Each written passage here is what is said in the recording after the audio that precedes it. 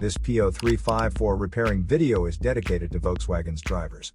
If your Volkswagen is getting a P0354 error code, this video is going to show you one practical solution to fix the error code at home.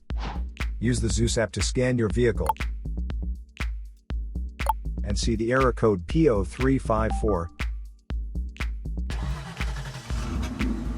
It indicates that the Powertrain Control Module has detected a malfunction in the circuit of the engine's ignition coil at cylinder number 4. Here are one of the most practical solutions to fix Volkswagen's P0354 error code. Method A, the ignition coil. The ignition coil is either physically connected to the spark plug with wires, or it sits on top of the spark plug without using wires. First, carefully remove the ignition coil from the engine.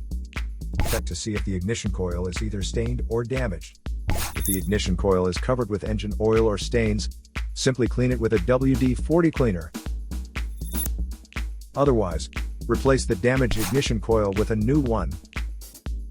So here are one of the most practical solutions to fix Volkswagen's P0354 error code.